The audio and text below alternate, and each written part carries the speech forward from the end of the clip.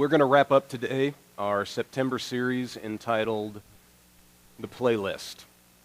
And for those of you who have been here for at least 1 week of the series, you understand where that title comes from. It's like that list of songs on your iPod or iPad or MP3 player that you just can't seem to get away from for more than a couple of weeks. You always return to it because you love it so much. It's so personally meaningful to you and uplifting to you and encouraging to you. I'm sure you have music in your life like that. I do too. What we've been talking about over the course of this series is, in effect, our church's playlist. The things that we say are most important to us, the things that we say we will care about the most, the things that we say will drive the present and future of RiverTree. It's like the music that we love the most.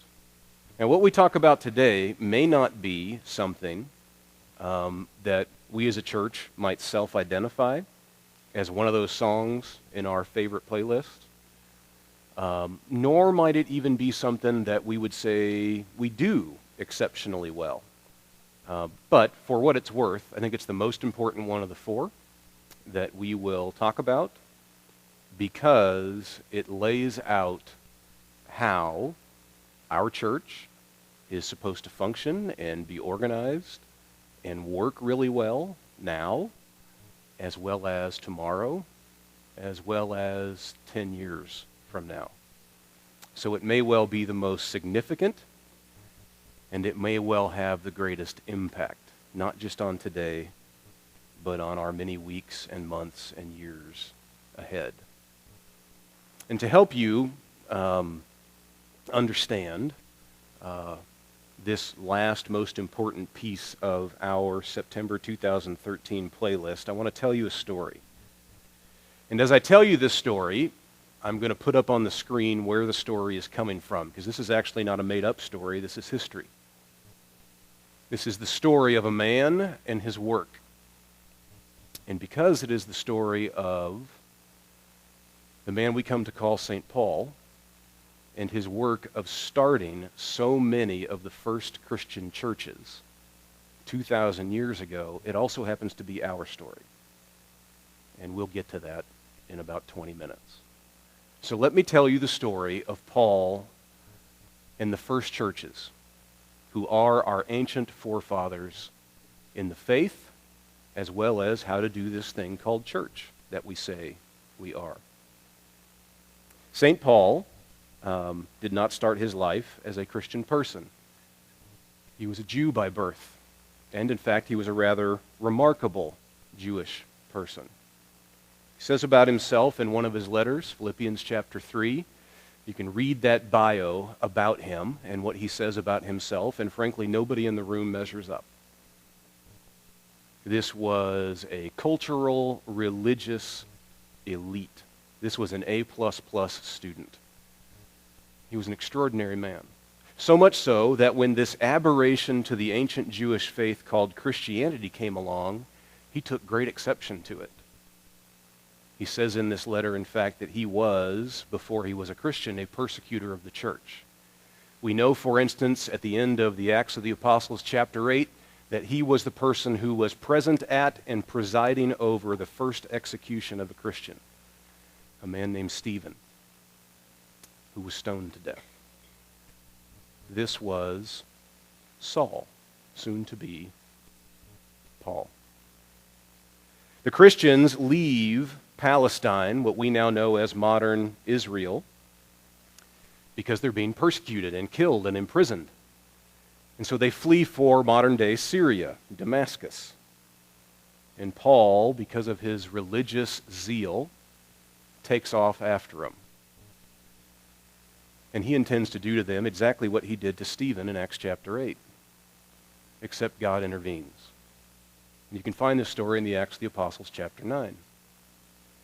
And God stops him dead in his tracks, blows him off of his horse, in fact. And Jesus says to him, why are you doing what you're doing? You're not persecuting them, you're persecuting me. He reflects on this in Galatians chapter 1, one of the letters that he writes to the early churches, and he says it was a life-changing moment.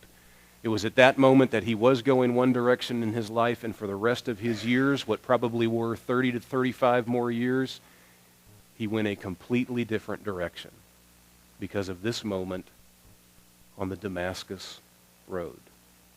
And then, this extraordinary figure, this leader in first century Judaism, completely drops off the map. For at least 3 years, he says in his letter to the Galatians. He falls off the map because all he wants to do is learn about this new faith in the person of Jesus that he has. And so he is nurtured and steeped for 3 years about Christianity.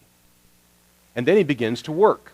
He begins to work in what is the modern-day Middle East. He works in churches. He fellowships or gets together with other Christians. And he is at one point a part of a major church in the modern country of Syria in the town of Antioch. And there they are gathered doing what you and I are doing this morning. They're worshiping God. They're praying together. They're caring for one another. They're being taught. And look at what the historian tells us in Acts chapter 13 about what happens in the midst of a setting just like this. God shows up. What a surprise. How many Christian people show up to worship week after week and truly deep down don't ever expect God to show up? Well, he did in Acts chapter 13. He showed up in a very real and powerful way. And what did he do? He said, there are 2 people in your midst that I have a special calling for. And I want these people to do something that no one else among the first Christians is doing. And so they responded, this church in Antioch, and they prayed over these men, they commissioned these men, and they sent them out. To do what? To take the Christian faith to the larger known world full of non-Jewish people. Like this. This is an episode from the Acts of the Apostles, chapter 16, from Paul's second journey to plant churches and introduce Christianity to the Roman Empire. What did he do? He showed up in the northern Greek town of Philippi. And all he does is go to a place that is known to be a place of worship and prayer for Greek, pagan, non-Jewish, non-Christian people. That's the actual river, by the way, in the town or city of Philippi. And there, he and his companions go, and all they do is begin to talk, converse, dialogue with the spiritual seekers gathered there. One of whom we are told is named Lydia, who has the notoriety of being the first Greek convert to the Christian faith. He just showed up and talked, told them about Jesus' impact on himself, told them about what he knew about this Jesus and how Jesus could change their life. And how it may be like nothing else they'd ever heard before in their life because they weren't Jewish people. They had no familiarity with the Scriptures. But it would be a transformational moment for them if they decided to believe in Jesus and follow after him.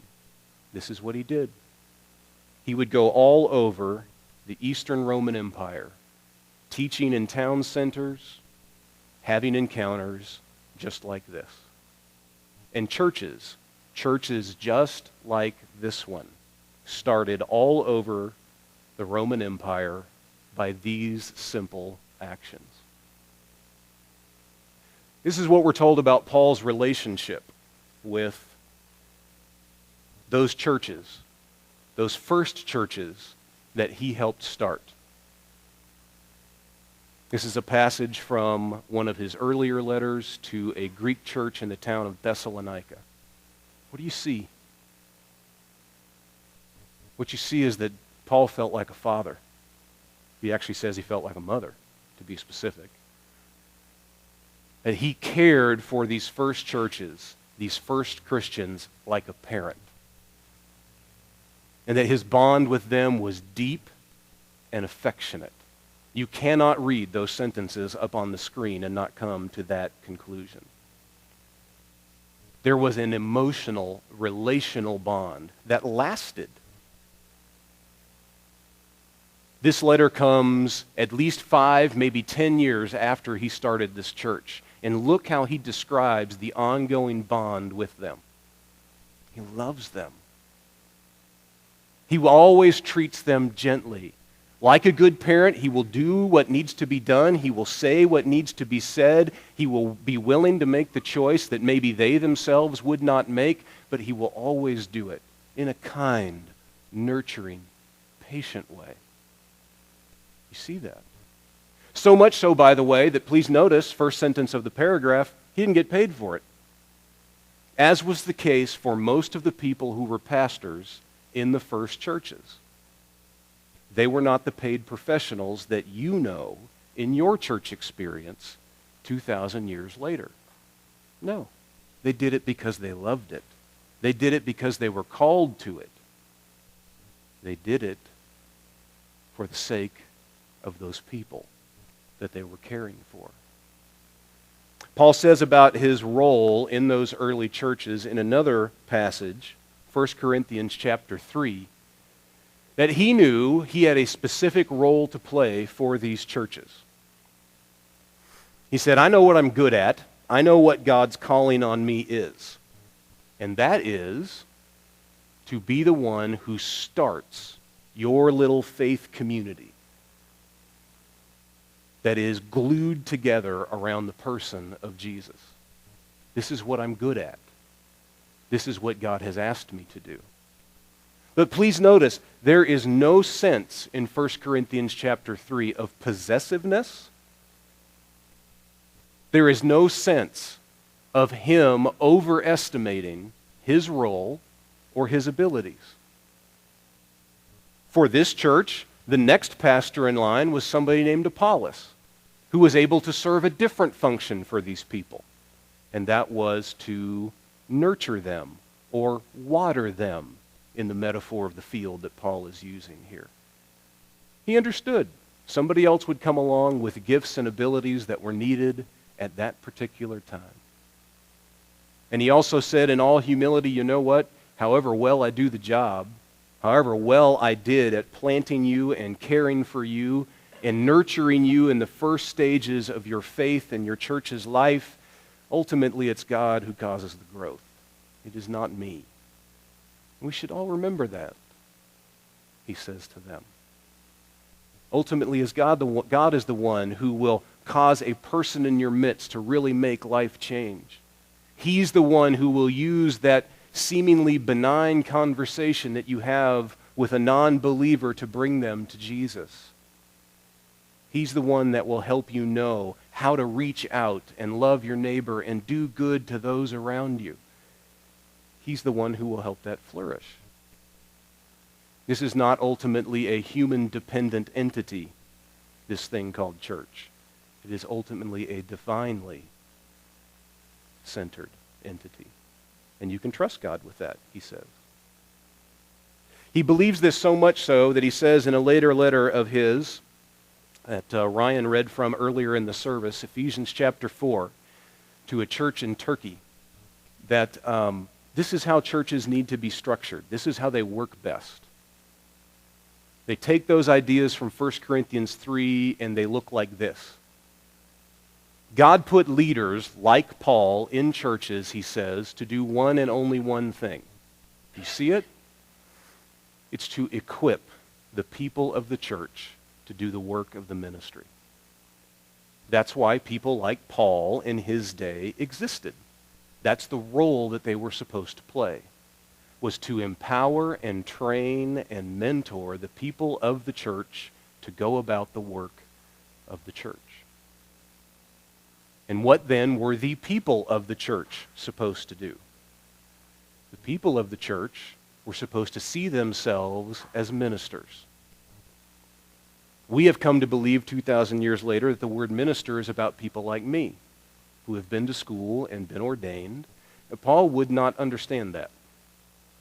Paul understands the ministers of a church to be everybody in the church. You see that in Ephesians 4, yes? And he said it is the work of everybody to go about doing the sacred, holy work of church. To disciple our kids or raise our kids in the faith by teaching them. To make sure all the logistical things that need to happen for church happen. To do the outreach, to love your neighbor. Whose job is that ultimately? That is ultimately the job of the ministers of the church. And the ministers of the church are the people of the church. This is how the first churches worked. And if you doubt that it worked, by the way, and that we have advanced so much farther in 2,000 years, I would submit to you that the most powerful, most consequential, most impactful generation of Christians the world has ever seen is the first one. And they didn't do it like we do it. They do it like this. And in one generation, they spread Christianity to the known world. And sometimes we don't even get out of bed in the morning. This is how Paul ends his life. This is the last letter that he writes to a pastoral trainee or protege of his named Timothy. And he says at the end of about 3 decades worth of this work that God had called him to, as he sits in prison awaiting execution in the capital city of the Roman Empire, finally I can say to you, my beloved son Timothy, I have finished the course. I have fought the good fight. The end is in sight. And I will end my life the way that I spent it, knowing that my life has been poured out for you like water over stones as a sacrifice for you and God Almighty. We know that very soon after he wrote these words, after these decades of ministry and starting churches and caring so deeply for these people that he nurtured in the faith, that he was in fact executed for what he did. Because he was a Roman citizen, there are several ways that he was possibly executed, the most benign of which would have been beheaded, the worst of which would have been sewn into a burlap bag with a poisonous snake, an ape, and a rooster, and thrown in the Tiber River to drown. That's how much he cared about the calling upon his life to be the pastor and church planter that God called him to be. That's how much he believed in those principles that you saw in 1 Corinthians 3, Ephesians 4, 1 Thessalonians chapter 2. It would ultimately cost him his life. I want you to take a minute. Right here in the middle of the message. On your chairs today, there's a half sheet that says something on the top like your reaction. I'm going to give you about 60 seconds to react personally to the story of St. Paul and the first churches. Who he was, what he envisioned, how they worked, how they were set up to thrive. And I'd like you to spend 60 seconds thinking about how it may affirm some of the things that you've experienced in church in your lifetime or what we're trying to do as a church. But I'd also like you to let it be a corrective, perhaps, to how we, as American Christians, think about church, understand church, even understand our role in church, perhaps. Spend 60 seconds, 90 seconds doing that. Allow that powerful story, that history of Paul and the early church to really affect you, and then respond to it. And after you do that, I'm going to talk about it a little bit too.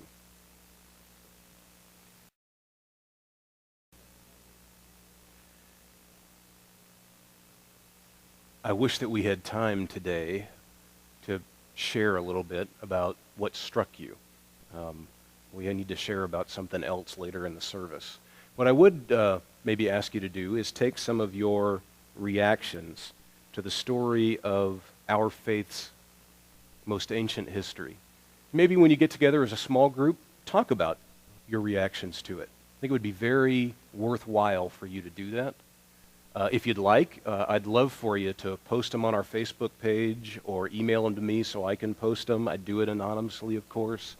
But there can be something very, very significant for us as we return to our ancient roots and compare what they did to what we do some 2 millennia later. I'd like to focus on maybe 3 things and help you consider what you heard and why it matters so much. Do me the favor of laying aside all the church baggage that you've accumulated over your lifetime, as will I.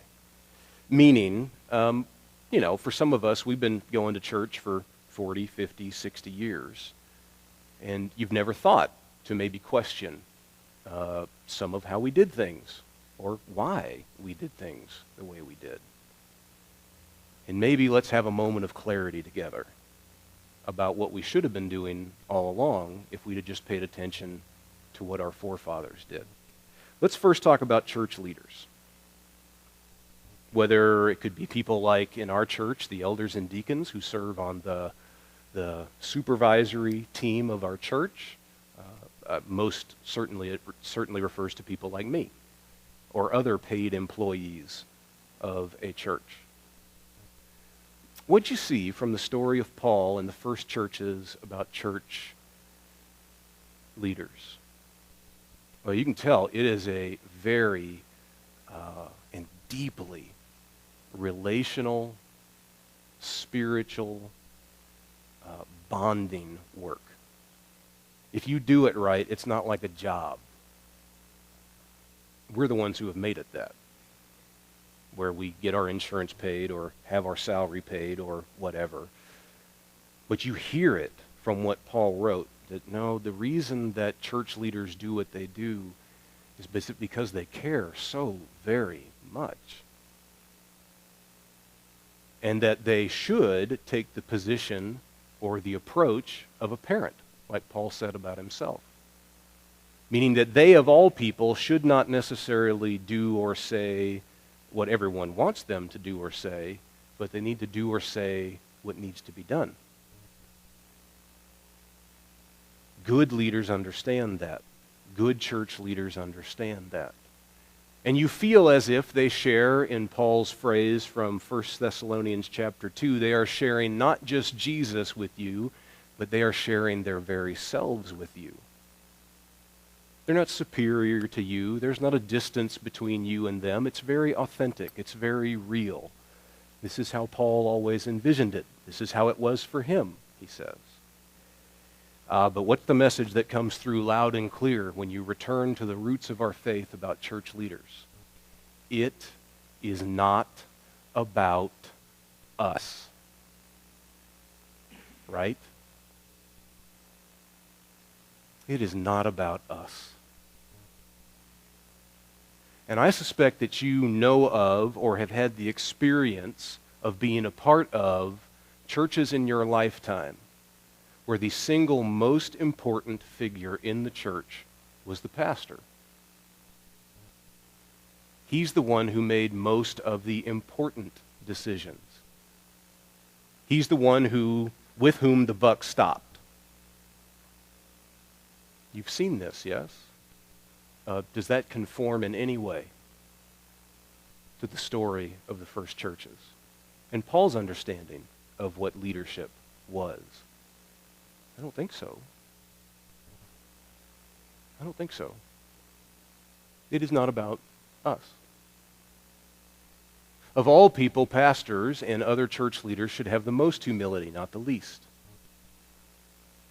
We should understand our role in light of the whole. That we cannot cause growth, no matter how smart or able we are. Ultimately, God decides that. We are not the ones who are sometimes the most able or capable or skilled to perform a certain part of our church's ministry. No, actually, we'll find people in our church who are far smarter and more able than us, if we're just willing to look. And then equip those people and train them to do what they need to do, and then free them to go do it. This is what church leadership looked like back then. And oftentimes, you have to have the humility to be willing to say that who you are and the aptitude you bring to the table, it has a shelf life.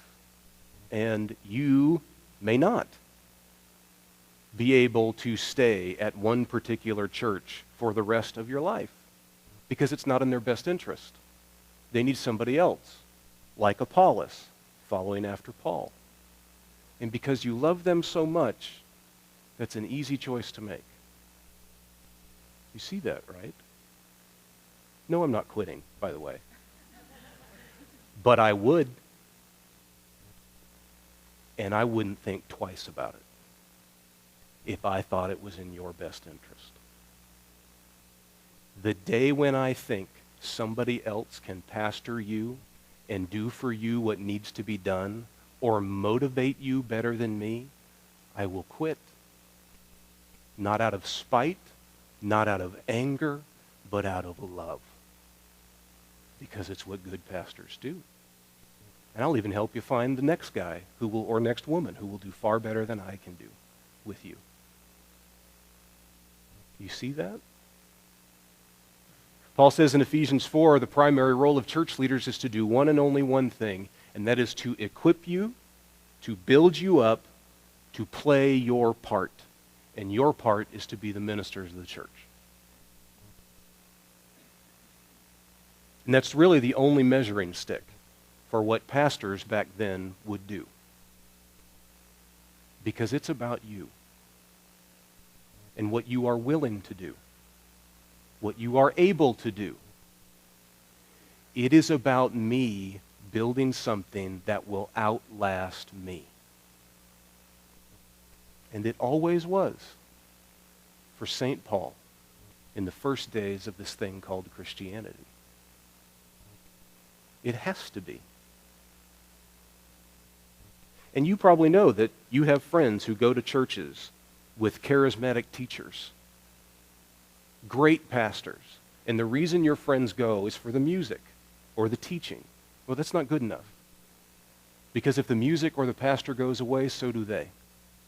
And that is not what we're doing here. You don't go to Pastor Chris's church. No, please never say that again. Really. I think some of you stayed. As our church went through its hardest times, I think some of you stayed out of loyalty or affection for me, and I thank you for that. And I don't want you to do it anymore. That is not why you're here. You are here to be the church. You are here to be RiverTree Church.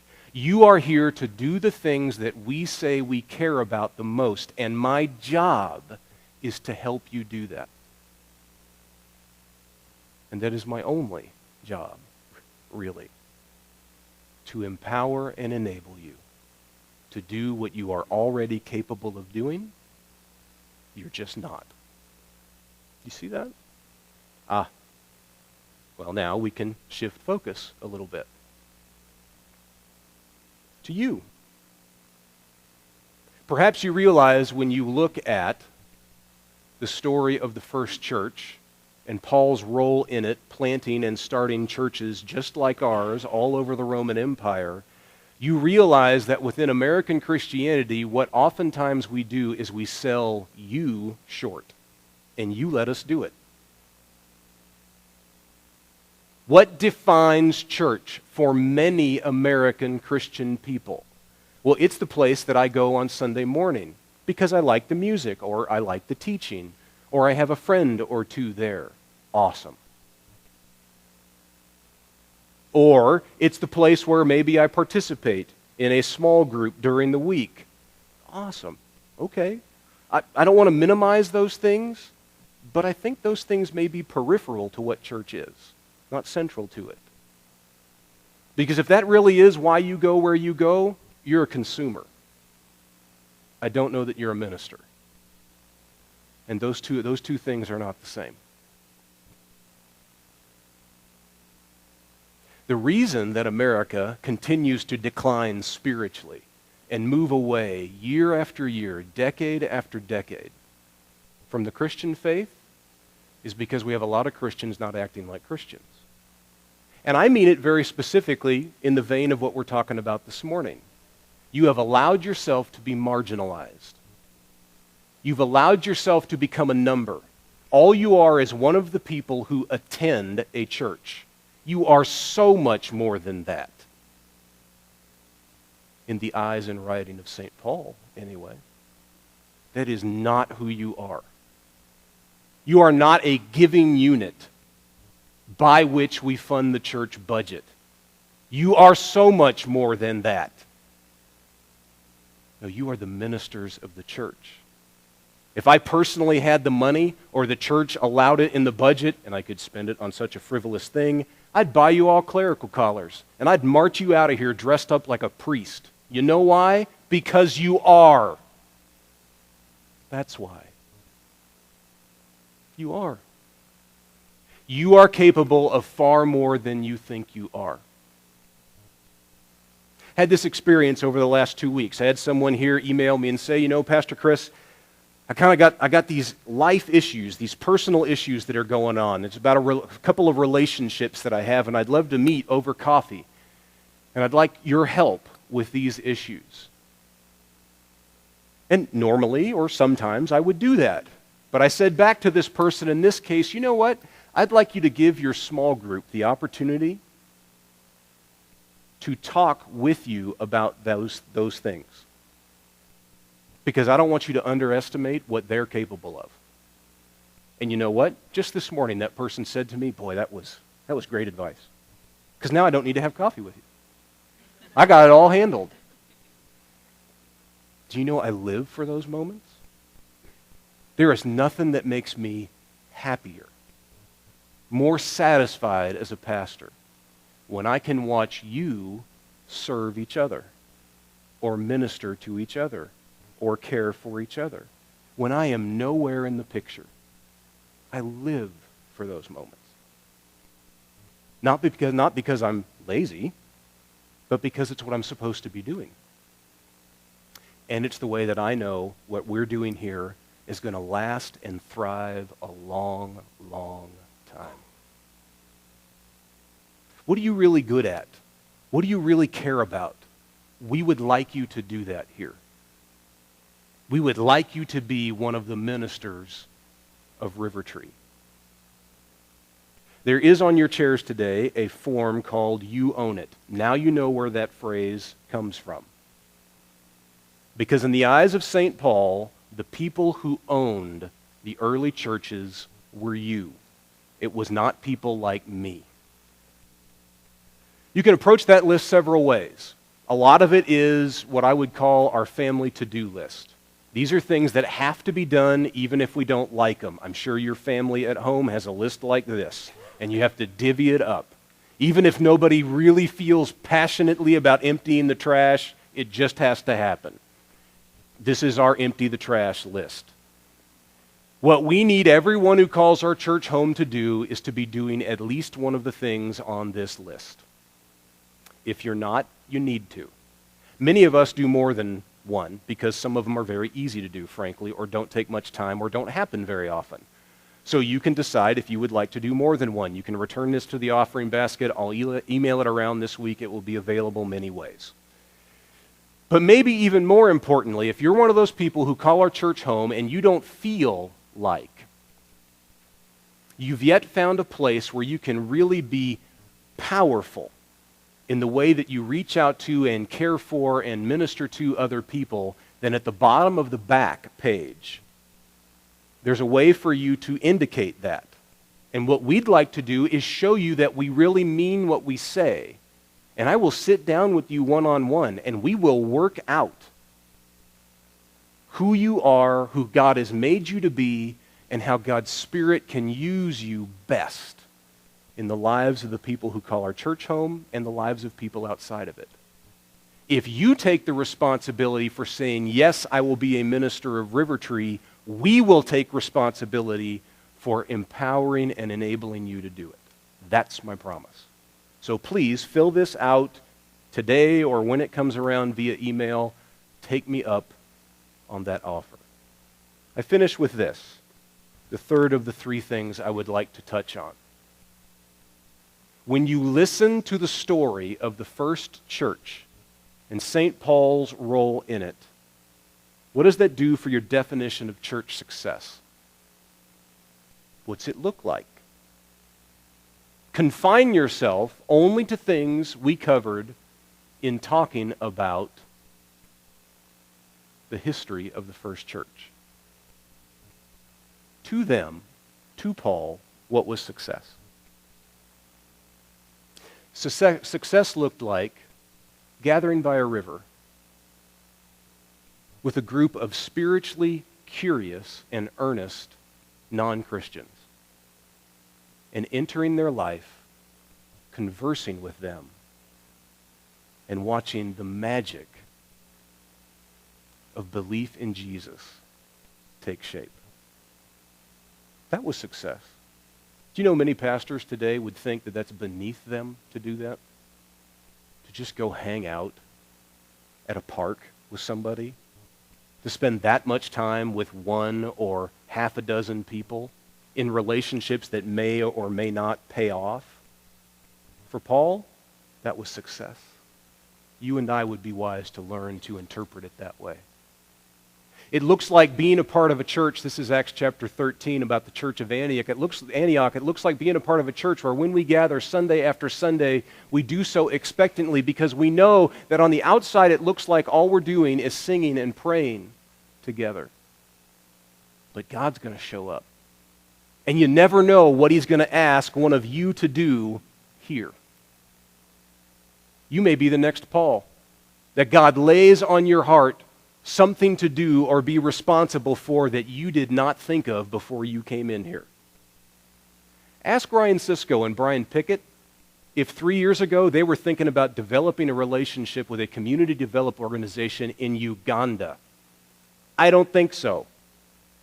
But God had other plans. You see that? That looks like church success to me. It looks like church leaders playing their role as your trainers and equippers, as those who champion you and cheer you on, as those who are very willing to relinquish responsibility as they find responsible people to give it to. This looks like success. And it looks like every person at the church taking upon their shoulders the mantle of being a minister. Someone who can do God's work, through whom God can act. They are not inconsequential. It is not passive. This is success for a church, properly defined. And if you doubt it, I will remind you. If you and I are willing to do church this way, to define church this way, we, like our forefathers in the faith, will change the world. And that is not because I have so much faith in me, and that is not because I have so much faith in you. It is because, number one, it happened already once. And number two, I believe that God wants to work that powerfully through us and through you. All we have to do is be willing to say yes. Would you pray with me?